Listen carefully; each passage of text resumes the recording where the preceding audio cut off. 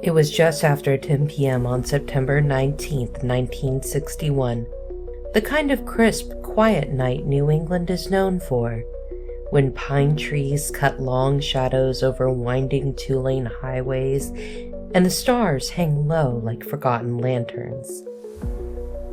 Betty and Barney Hill were driving home from the White Mountains of New Hampshire, returning from a brief vacation in Montreal. It should have been an unremarkable drive, one of those sleepy stretches of road you forget once you're safely home. But something unusual followed them that night. A light, distant at first, then closer, then moving. It danced above the treetops, erratic and intelligent. They stopped the car, looked through binoculars. Barney thought he saw figures staring back at him from inside the craft.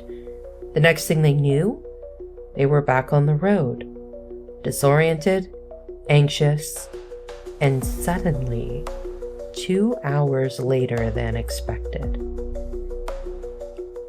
They couldn't explain the missing time. They couldn't shake the overwhelming sense that something had happened to them, something too big for memory to hold. This was the beginning of what would become the most widely publicized case of alien abduction in the United States, and perhaps the most influential.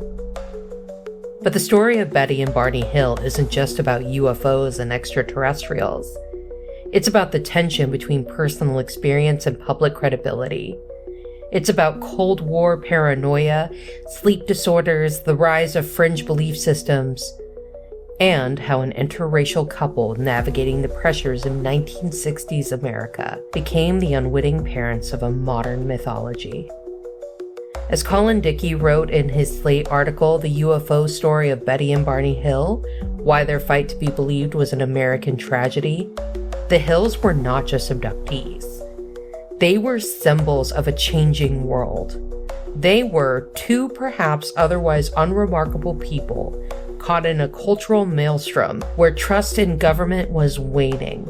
Science was beginning to lose its grip on public imagination, and truth itself was becoming negotiable. Welcome to Hauntings and Happenings.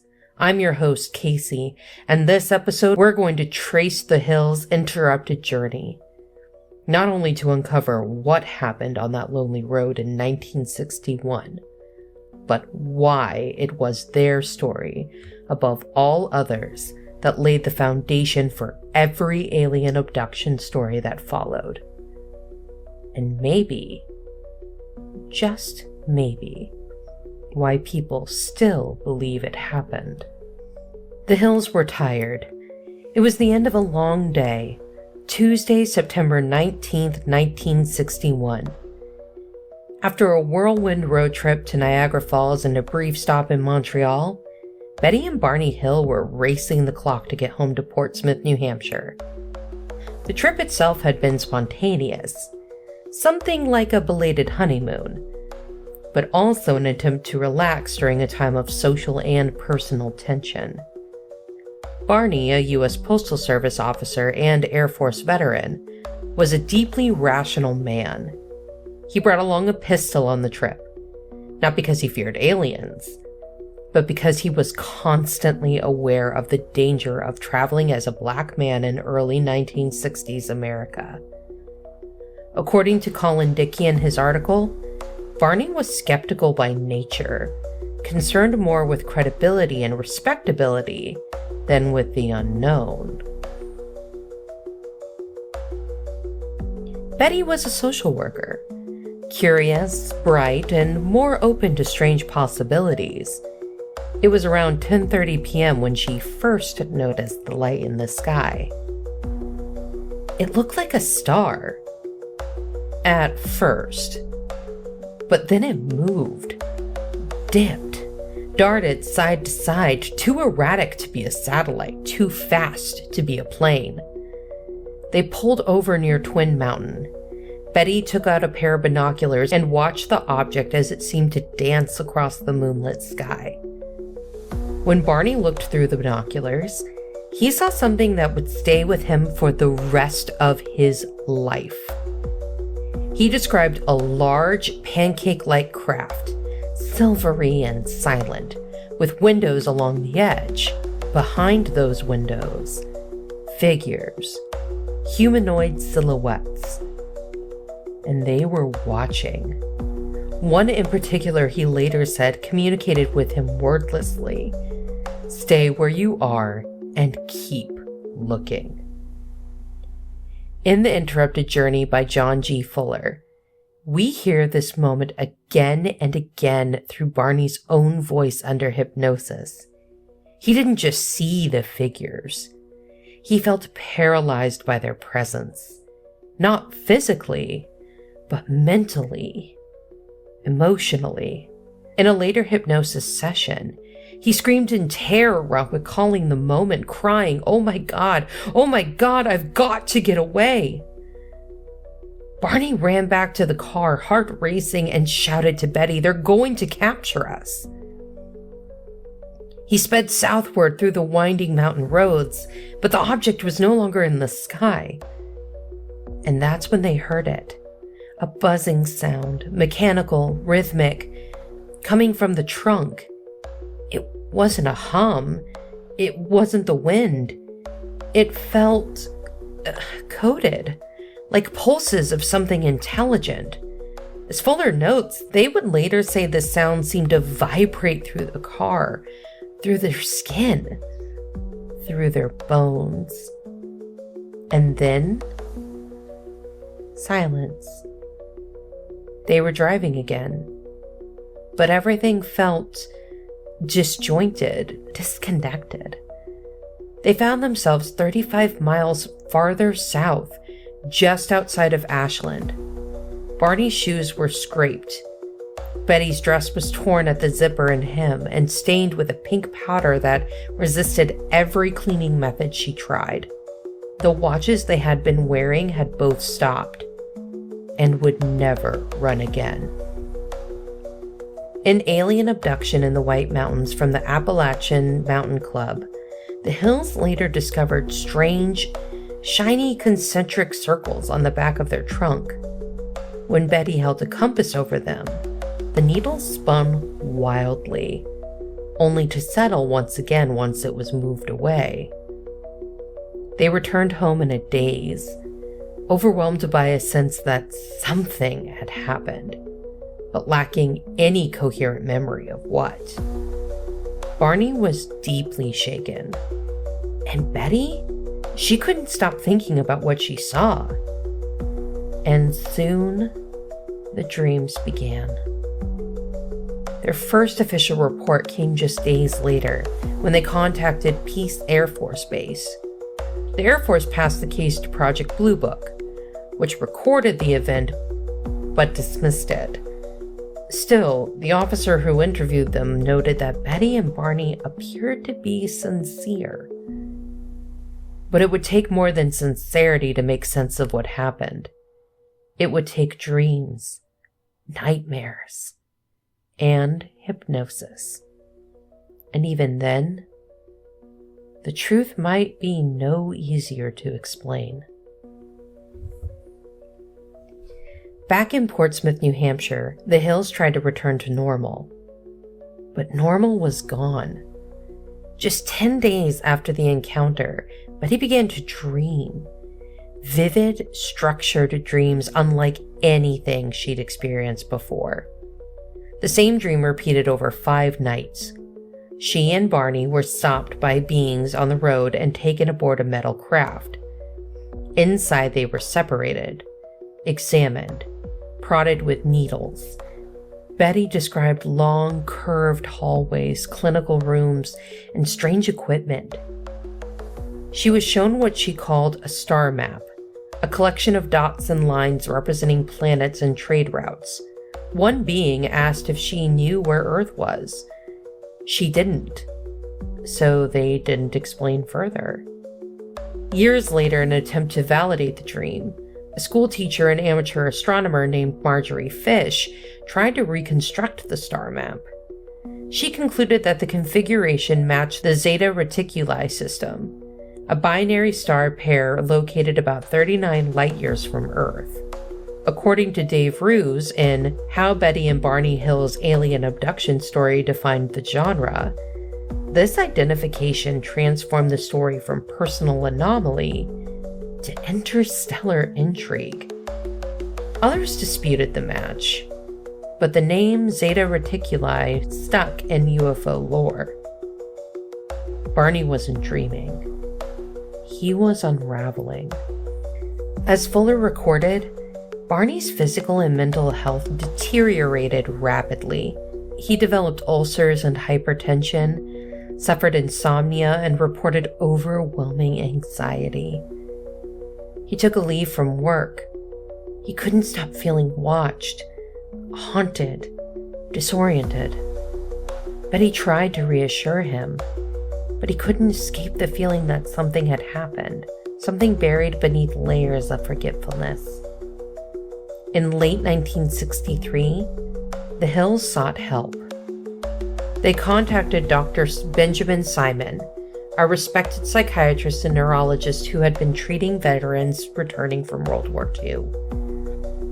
Simon was a skeptic of UFOs, but an expert in trauma recovery and hypnotic regression. He agreed to see the couple, not to investigate aliens, but to treat their psychological distress.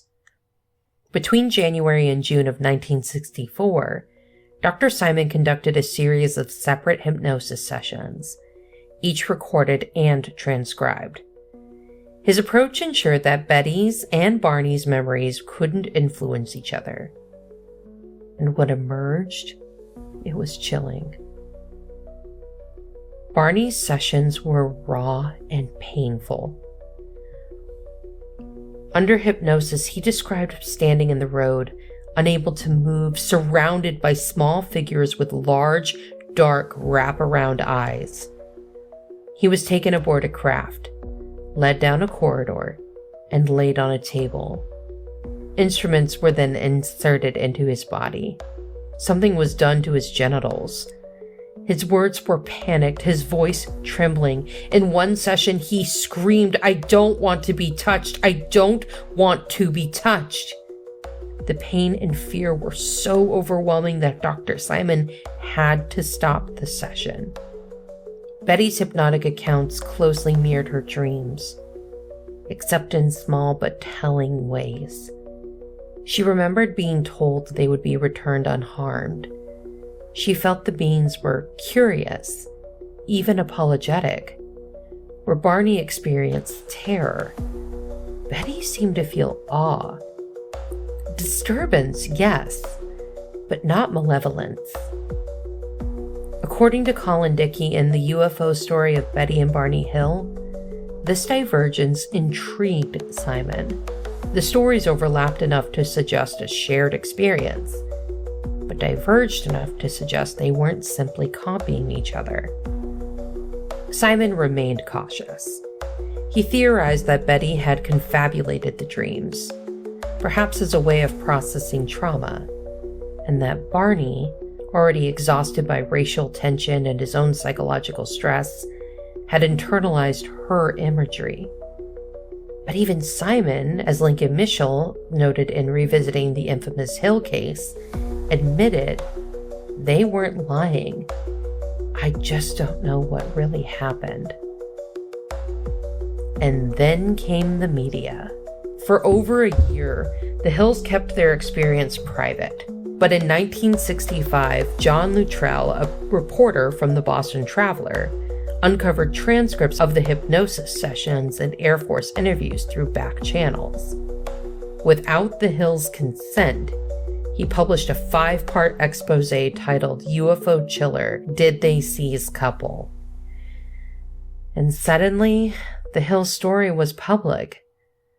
According to Betty's 2004 obituary in the New York Times by Douglas Martin, the couple had avoided publicity until that moment. But now, they were thrust in the spotlight, interviewed, examined, and in many circles ridiculed. Not long after, John G. Fuller published The Interrupted Journey, which turned their experience into a national sensation. And yet, beneath the headlines, beneath the skeptics and the believers, one haunting truth remained. Under hypnosis, separated and afraid, the Hills told nearly the same story, and neither of them would ever be the same. So what did happen to Betty and Barney Hill? The simplest explanation? Aliens. But when we peel back the layers, a far more complex, more human story emerges. A story about dreams, memory, identity, trauma, and fear. A story not just of what they saw, but of what they carried. Betty's vivid dreams, Barney's emotional collapse, the matching but not identical hypnotic recollections. These aren't just plot points in a science fiction narrative. These are psychological red flags. In the connection between sleep paralysis and PTSD from PTSD UK, it's noted that between 70 and 90% of people with PTSD experience severe sleep disturbances, including nightmares, sleep paralysis, and hypnopompic hallucinations. These episodes blur the line between dream and waking reality. Your limbs won't move, you may feel watched, touched, pressed into your mattress by an unseen force. You may even hallucinate voices and figures. Sleep paralysis has been reported across cultures for centuries. In the UK, it's called old hag syndrome. In Japan, kanashibari. In Newfoundland, the hag is said to steal your breath. As PTSD UK explains, the feeling of being immobilized, observed, or invaded has long been externalized into myth, and later into extraterrestrials. Barney's psychological profile makes this even more compelling. As a Black man living in racially hostile society, he experienced chronic stress, surveillance, and cultural alienation.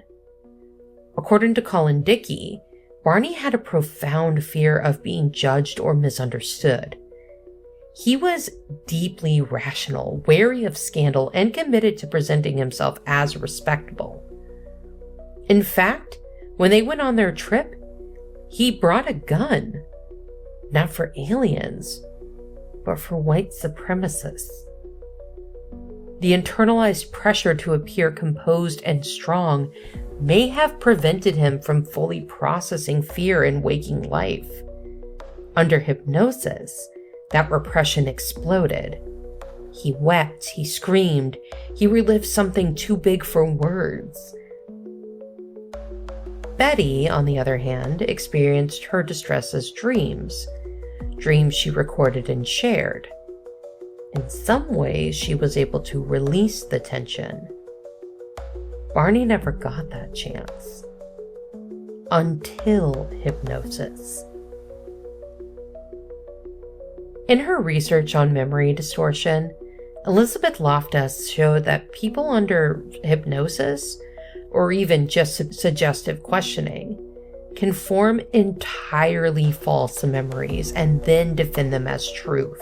As she demonstrated in her famous Lost in the Mall study, people can be led to remember events that never happened, complete with emotional detail, sensory recall, and confidence. Susan Clancy, in her book Abducted, explored how abduction narratives often begin with unexplained sleep phenomena, like paralysis or false awakenings, then evolve through suggestion, media exposure, and therapeutic reinforcement. She argues that believing in abduction can provide comfort. It turns vague terror into a structured narrative with beginning, middle, and end. You're not losing your mind. You're just the victim of something beyond it. That belief can become deeply rooted. In Alien Abduction, or Accidental Awareness from Scientific American, Robert Martone explains how sensations like being observed, floated, or examined can result from anesthesia awareness, REM disturbances, or neurological overlap between sleep and wakefulness. They feel real because neurologically they are. The brain doesn't always distinguish well between memory and imagination. Combine that with hypnosis, a tool that can solidify imagined events into perceived memory, and you begin to see how the Hills could have very sincerely remembered something that never physically happened. But sincerity doesn't mean simplicity. The Hills encounter didn't happen in a vacuum. It happened in 1961, during one of the most paranoid eras in American history.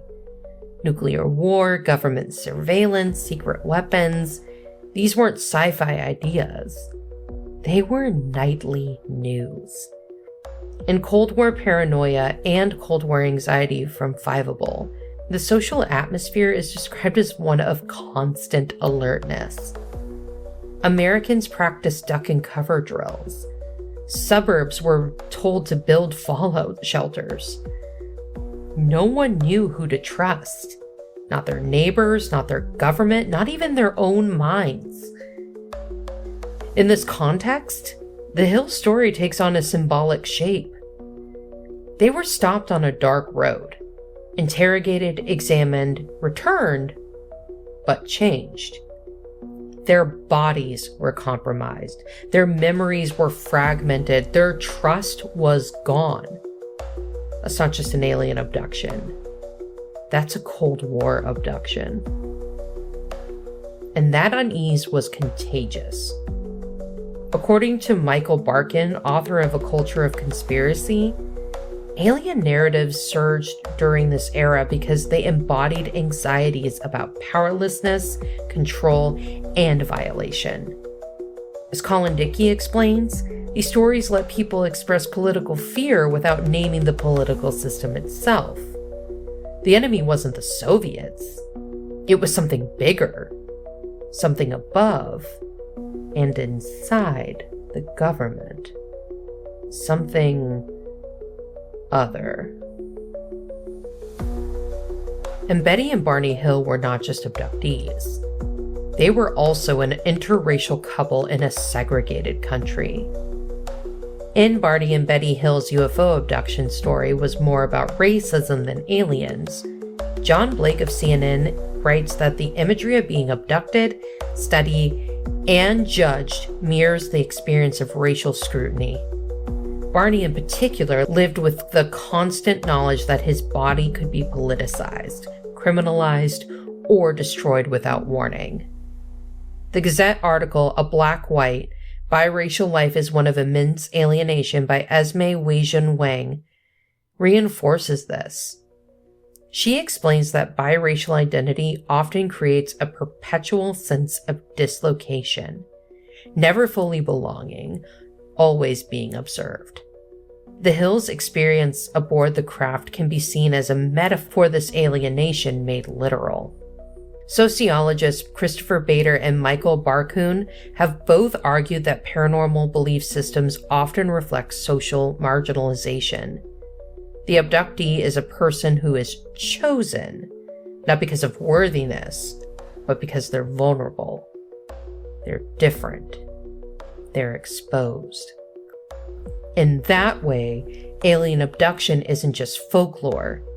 It's a coping mechanism, a framework for making sense of chronic social trauma. So maybe the question isn't, did the Hills see something strange in the sky? Maybe the question is, what were they already carrying with them when they looked up? Because whether it was a dream, a breakdown, a cultural hallucination, or something not yet explainable, what happened to Betty and Barney Hill isn't just science fiction. It was history. One of the most mysterious elements of Betty Hill's recollections, whether dreams or memories, was the map. During one hypnosis session, Betty described being shown a chart by one of the beings aboard the craft. A series of dots connected by thin lines. Some lines were solid, others dotted. The being explained it as a map of trade and exploration routes between stars. When Betty asked where Earth was, the being responded, "If you don't know where you are, it wouldn't help to show you where I am."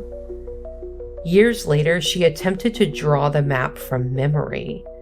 The drawing would go on to captivate and divide audiences. An Ohio schoolteacher and amateur astronomer named Marjorie Fish saw the drawing in The Interrupted Journey and set out to test its accuracy.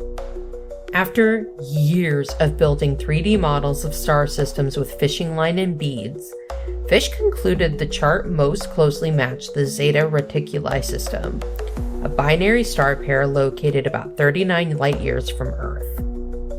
According to David Roos, in How Betty and Barney Hill's Alien Abduction story defined the genre, the Zeta Reticuli identification sparked enormous debate.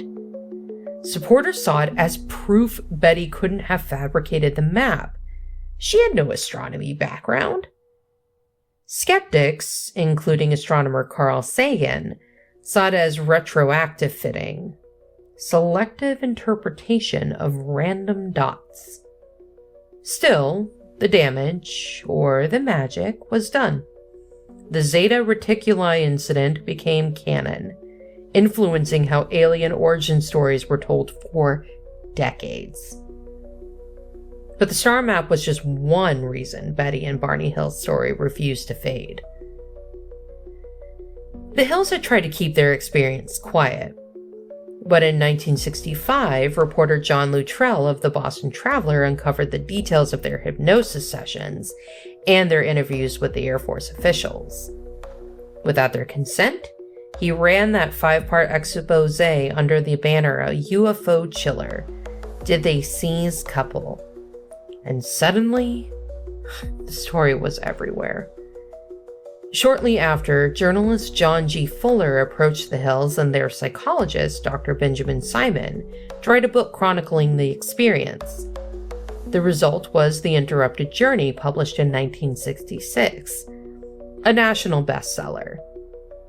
As noted in Lincoln Mitchell's article, Fuller's book brought structure, narrative, and sympathy to what had previously been a tabloid oddity. It included transcripts of the hypnosis sessions, illustrations, and Betty's star map, offering a lens of credibility. According to Douglas Martin in the New York Times obituary for Betty Hill, the couple hadn't wanted the spotlight. Barney, especially, was reluctant to go public. But once the book became a success, they had little choice. They became the faces of alien abduction in America. Their story was adapted into the 1975 made-for-TV movie The UFO Incident, starring James Earl Jones as Barney and Estelle Parsons as Betty, a rare case where a paranormal story was dramatized with dignity and social nuance. The Hills weren't the first to see something strange in the sky, but they were the first to describe being taken, examined, violated, and returned. As Michelle notes, the Hills case established the template for nearly every alien abduction story that followed. First, missing time. Second, medical procedures. Third, emotionally intense hypnosis sessions. And finally, unverifiable yet specific cosmic knowledge. Even the now iconic gray aliens with large eyes, not present in early UFO lore, can be traced back to Barney's description of the figures who watched him through the ship's windows. Skeptics, including Carl Sagan, pushed back hard. Extraordinary claims, after all, require extraordinary evidence. and physical proof was never produced. But even Sagan conceded. They believed what they said. That sincerity mattered, because for better or worse, the Hills weren't just telling a story. They were creating a new kind of story. A story where the frontier wasn't space. It was memory, where the invaders weren't soldiers. They were silent, watchful beings, and where belief didn't depend on evidence, but on the echo of something too strange to forget. Now, for every believer in the Hills story, there was a skeptic, and often a well-respected one. Among the most prominent was Carl Sagan, who argued that while the Hills believed their story, belief alone wasn't enough. There was no physical evidence, no third-party confirmation, and the events, when examined closely, bore all the marks of psychological stress and cultural suggestion. Philip Klass, another UFO debunker, took it further. He accused Dr. Benjamin Simon, the Hills' own hypnotist, of asking leading questions during sessions, potentially influencing the results. Klass also questioned how the couple's testimony evolved after Betty had her dreams, suggesting they had unintentionally constructed a shared fantasy. But skepticism didn't end with the 1960s.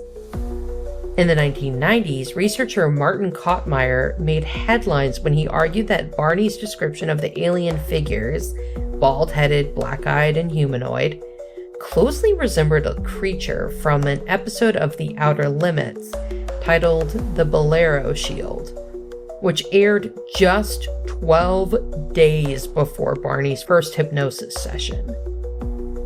Was it a coincidence? Or of subconscious influence? Even Dr. Simon, the Hills' own therapist, remained unconvinced that they'd been taken aboard a spacecraft. In The Interrupted Journey, he theorized that Betty's dreams had implanted ideas that Barney absorbed under hypnosis. But, and this is crucial, Simon also maintained that the Hills were not lying. Their distress was real, and their sincerity was unquestionable. Despite these critiques, the Hills defenders held fast. As Colin Dickey writes, the couple never tried to monetize their story. They didn't go on speaking tours, they didn't sell movie rights. In fact, The Interrupted Journey was written mostly from the therapist's case files, not from personal promotion. They told their story quietly, reluctantly, and with remarkable consistency. Barney especially had nothing to gain and everything to lose. His health suffered. His job was affected. He never sought the spotlight, and that, say believers, is exactly why he is credible. Even if you've never heard of Betty and Barney Hill, you know their story. Because their story became the story. According to Lincoln Michelle, nearly every alien abduction tale traces back to the Hills. Missing time, medical procedures, gray beings, hypnosis unlocking repressed memories, and emotionally raw and reluctant witnesses. It's a blueprint that launched an entire genre. Whitley Strieber's Communion, the 1987 bestseller that reignited the abduction craze, follows this exact path. His visitors even resemble the Hills' aliens. The now ubiquitous gray alien archetype, with its bulbous head and dark unblinking eyes, emerged directly from Barney's testimony. And the story didn't stop with books. Steven Spielberg drew on the Hills' experience while developing Close Encounters of the Third Kind. The theme of contact through light, dreams, and altered memory echoes their case. Even The X-Files, which helped define the paranormal television boom of the 1990s, built its central mythology, missing time, hypnotic regression, and deep state conspiracies, on a hill-shaped foundation. In pop culture, aliens weren't invaders anymore. They were examiners, interrogators, scientists with cold eyes. And that began with Betty and Barney. The Hill story didn't just change science fiction, it changed sociology. Diana G. Tumenia, a sociologist who studied UFO cults and experiencer communities, called their account a sacred narrative. A story that provided structure to people's fears about surveillance, bodily autonomy, and the loss of control in a modernized world. According to CNN's John Blake, the Hill abduction became a metaphor for racial trauma, an allegory for what it means to be watched, judged, or examined without consent. For many marginalized people, the idea of being abducted didn't sound far-fetched. It sounded familiar. Alien abduction gave people a language for their alienation, and that language started here.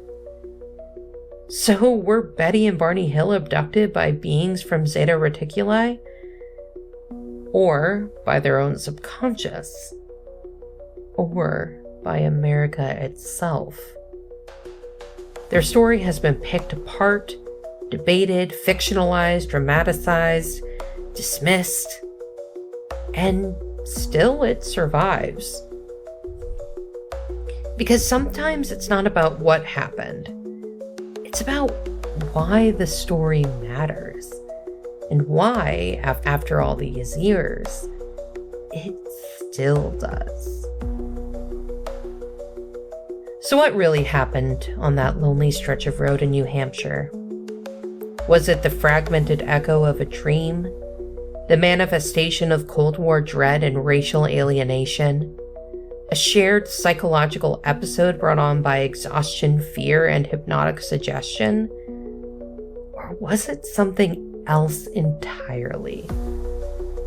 Maybe it was trauma, shaped by stress, race, and the weight of being different in a world that demands sameness.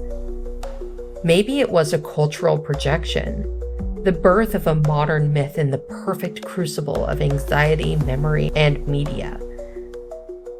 But then again, maybe it was real. Maybe they were taken, studied, examined, returned. Maybe Betty and Barney Hill weren't just the first to tell the story. Maybe they were the first to remember. But that's the part that lingers, isn't it? Because if something like this could happen, if there are pieces of your life you could forget, 2 hours of your timeline gone without explanation, if it were you, would you even remember what happened? Thank you for joining us on today's journey into the unknown. If you enjoyed this episode of Hauntings and Happenings, don't forget to subscribe, leave a review, and share it with fellow seekers of the strange. Got a story, theory, or a haunted hotspot you want us to explore? Reach out to us at our email, hauntingsandhappenings@gmail.com, and you might just hear it in a future episode.